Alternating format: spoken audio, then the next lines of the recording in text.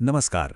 आज बात करते हैं उस जगह की जो समाज की सबसे पहली पाठशाला होती है और जहां हमारी पहचान की नींव रखी जाती है, यानी हमारा परिवार। चलिए जरा गहराई से समझते हैं कि ये हमारे जीवन को कैसे गढ़ता है।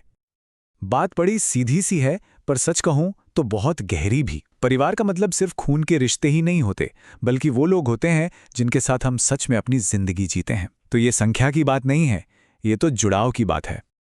और यहीं से हमारी कहानी, हमारी पहचान पूरी दुनिया से जुड़ती है। परिवार हमें बताता है कि हम कौन हैं, और फिर ऐसे ही अनगिनत परिवार मिलकर समाज की वो तस्वीर बनाते हैं जिसे हम रोज देखते हैं। कितना मजबूत कनेक्शन है ना? लेकिन असल जिंदगी में परिवार दिखते कैसे हैं? क्या सब एक जैसे होते हैं? नहीं। तो इसे बेहतर ढंग से समझने के लिए चलिए मिलते हैं अंकिता और सायरा से और उनकी कहानियों से जानते हैं कि परिवार के दो मुख्य प्रकार कौन से हैं। तो यहाँ हमारे सामने दो अलग अलग दुनियाएं हैं। एक तरफ है संयुक्त परिवार, जहाँ कई पीढ़ियां एक साथ रहती हैं, चहल पहल होती है। और दूसरी तरफ है एकाकी परिवार, छोटा सा, जिसमें माता पिता और बच्चे होते हैं। दोनों की अपनी अपनी खूबसूरती है। तो सबसे पहले अंकिता के घर चलते हैं। यहाँ एक संयुक्त परिवार है। दादा दादी, माता पिता, चाचा चाची और ढेर सारे भाई बहन, सब एक ही छत के नीचे। जरा सोचिए, वहां का माहौल हर दिन किसी त्योहार जैसा ही लगता होगा।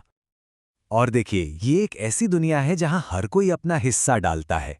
काम बटे हुए हैं और खुशियां भी, जैसे दादा दादी की कहानियां। मतलब सब मिलकर घर को चलाते हैं, एक टीम की तरह। अच्छा, अब सायरा की दुनिया में चलते हैं, जो अंकिता के घर से बिल्कुल अलग है। उसका परिवार एक एकाकी परिवार है। मतलब एक छोटी और बहुत ही करीबी यूनिट, जिसमें सिर्फ उसके मम्मी पापा और उसकी बहन निगार हैं।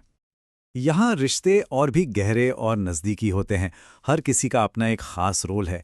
लेकिन ये जो छोटी छोटी आदतें हैं ना, जैसे रोज़ रात को साथ में खाना खाना, यही आदतें उन्हें एक बहुत मजबूत धागे में बांध कर रखती हैं। तो हमने दो अलग अलग तरह के परिवार देखे, एक बड़ा और एक छोटा। लेकिन सवाल यह है कि क्या दोनों का मकसद एक ही है? असल में परिवार हमारे लिए जरूरी क्यों है? चलिए इसके 3 सबसे मजबूत स्तंभों को जानते हैं।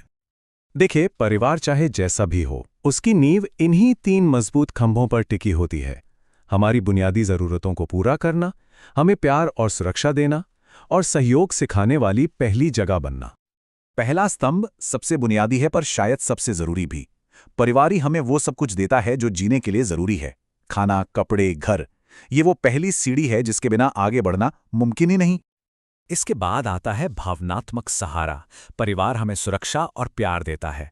ये जिंदगी की मुश्किलों में एक महफूज ठिकाने जैसा है। और ये जो प्यार मिलता है ना, वो हमारी हिम्मत बनाए रखने के लिए सबसे जरूरी है। और तीसरा स्तंभ है विकास का। परिवार ही हमारी पहली क्लास है, जहां हम जिंदगी की कीमतें सीखते हैं। और सबसे बड़ी बात, हम सीखते हैं कि जब भी कोई मुश्किल आए तो एक दूसरे का हाथ कैसे थामना है। ठीक है, तो हम ये तो जान गए कि परिवार क्यों जरूरी है। लेकिन एक खुशहाल परिवार बनता कैसे है, चाहे वो अंकिता का हो या सायरा का?